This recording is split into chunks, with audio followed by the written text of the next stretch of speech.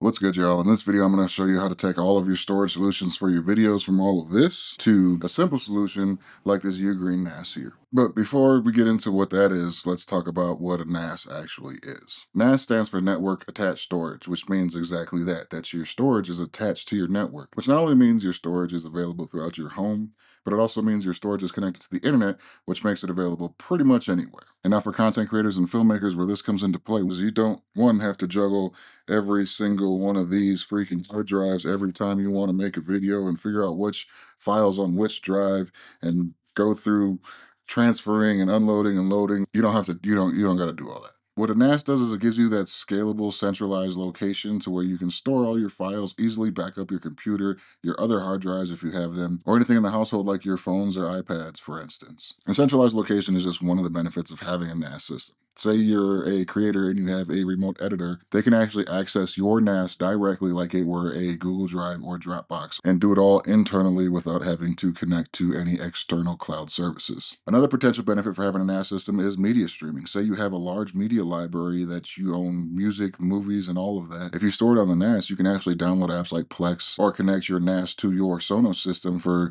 media streaming throughout your entire home. And beyond that, you can even get into running virtual machines or smart home with Home Assistant or HomeBridge that helps accessories that aren't necessarily HomeKit native work with all of my iOS devices. And we can get into all that in a later video. Just comment below if you want to do that. The goal of this video, though, is to show you how to set this thing up and how easy that is, and to show you what this NAS system is. Now, full disclosure, Ugreen did send this out to me for this video. They sent me out the NAS. They sent me out 4 terabyte hard drives to install in the NAS. Any upgrades that are done have been done with my own money, and everything I say in this video is going to be an overview and not a proper review because I did receive this in exchange for the video. This here is the Ugreen NAS Sync DXP 4800 Plus. This is a 4-bay NAS with expandability up to 112 terabytes. This NAS comes pre-installed with 8 gigabytes of DDR5 RAM, expandable to 64 gigabytes. It also comes with 2 NVMe SSD bays for cache and storage expansion. On the front panel, you're going to get a USB-A, a USB-C, and a card reader. And on the rear panel, you're going to get 2 USB-As at 480 megabits per second and 1 USB-A at 5 gigabits per second, along with a 4K HDMI, a 2.5 gigabit Ethernet, and a 10 gigabit Ethernet port. Now, setting this thing up physically couldn't be any easier. All you have to do is remove the drive bays. While they are plastic, they have this clamping style mounting that makes it super easy to install these 3.5-inch SATA drives. And once you got it clamped in, you just slide it into the bay and you're done. And now that we have all those drives inside, let's get a little bit more technical and flip this thing over. Opening the back panel, you can see that you have your 8 gigabytes of RAM pre-installed, another RAM slot, and 2 NVMe slots for SSDs. I bought a 1 terabyte and a 2 terabyte Western Digital Black SN850X. Now, the reason I bought 2 different sizes of these is the 1 terabyte is going to be used as a cache for my 4 main drives, and the 2 terabyte is going to act as an internal SSD for storage, just for faster access to files that I'm currently working on. Now, once you get these installed, you want to make sure you throw the thermal pads on. Now, going over to the RAM, we've replaced the 8 gigabytes of RAM with 2 separate 16 gigabyte Crucial RAM strips. Now, there are 2 ways to set this up. You can take one Ethernet port from the NAS and plug it into your switcher router directly, and then take your computer and plug that into the switcher router directly as well, and let the router route. What I did and what I found was better for my setup was going straight from my CalDigit TS4 Plus into the 10 gigabit Ethernet port on the back of the NAS, and then the 2.5 gigabit Ethernet port goes into my switch, which then goes into my router. For me, I saw improved transfer speeds this way.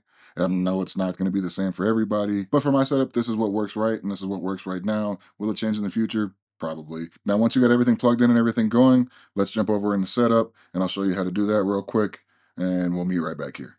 Now, the first thing you're going to want to do is go to find.ugnas.com, and this will get you connected to your NAS that's on your network. It'll search the network and find it for you. Once you get here, you'll be able to name your NAS, as well as create your administrator account, which is going to be the main account on the NAS. And you want to make sure you write these things down because it's something you don't want to lose. After that's all set up, it'll have you put in your email for verification. Then it'll check if you have a Ugreen account. If you don't, it'll have you make one, create a password, and this is for your cloud access to the NAS. Once your online registration is complete, it'll ask you how you want to do your updates. I just do the recommended way, and then it'll do this update for about 20 minutes to get you all set up. Once you're here, it'll bring you to the home screen and give you a quick walkthrough of just a where's where on the UGOS, and then it'll open your storage manager. And what you want to do here is you want to create your first storage volume. I'm going to go with RAID 5. This will give me a total of about 10 to 12 terabytes, which is 3 of the 4 drives working in conjunction with the fourth drive. And the way it splits up data is that if one of these drives goes down, then the data will all be saved because of the way the data is separated between all of the drives. And once you start the process, it will create the storage pool. This generally doesn't take too long. It took me about 20-30 seconds. And then you'll have volume 1, which on mine has a total of 10.8 terabytes. And you can see here in the hard disk section, you can see all 4 drives are 3.6 terabytes apiece. Moving on to the file manager, this is where you create all of your folders. You'll want to give yourself full control over everything. Now, your personal folder is going to be your personal folder. Only you can access it when you're logged into this NAS. A shared folder is going to be for, say, a remote editor, or if you have other people in the house and you want to share media or whatever it may be. And that's really all it takes to get this thing set up. It's super simple, straight out of the box.